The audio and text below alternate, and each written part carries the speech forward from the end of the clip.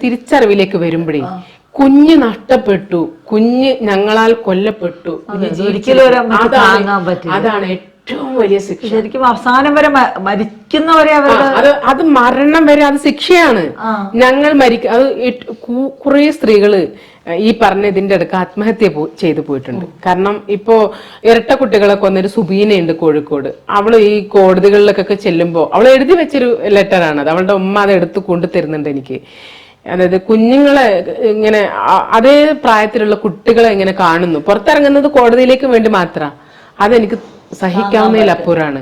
അപ്പൊ ഞാൻ അവരിലേക്ക് മടങ്ങുന്നു എന്നെഴുതി വെച്ചാണ് ആ കുട്ടി ആത്മഹത്യ ചെയ്യുന്നത്. ആ കുട്ടിക്ക് ആകെ 23 വയസ്സേ ഉണ്ടായിരുന്നുള്ളൂ മരിക്കുമ്പോ. അപ്പൊ എന്തായിരുന്നു എന്റെ കാരണം മരിക്കുന്നതിന്റെ? ഈ ഇരട്ടക്കുട്ടികളായ കുട്ടികളെ നോക്കുമ്പോ ഭർത്താവിന്റെ വീട്ടിലാണ്, അവര് നോക്കൊന്നുമില്ല, കുട്ടിക്ക് കാര്യമായ ഉറക്കം കിട്ടില്ല. രാത്രി ഈ കുട്ടികളുടെ എല്ലാ ആവശ്യങ്ങൾക്കും ഇത് തന്നെ എണീക്കണം, പിടിക്കണം, എല്ലാം. പകലിലും ഈ 2 കുട്ടികളെ ഇവരെന്നെ ഡിപ്പെൻഡ് ചെയ്യണം. കാരണം അവരുടെ പ്രായമായ പിന്നെ അച്ഛനമ്മമാരായിരുന്നു ഉണ്ടായിരുന്നത്.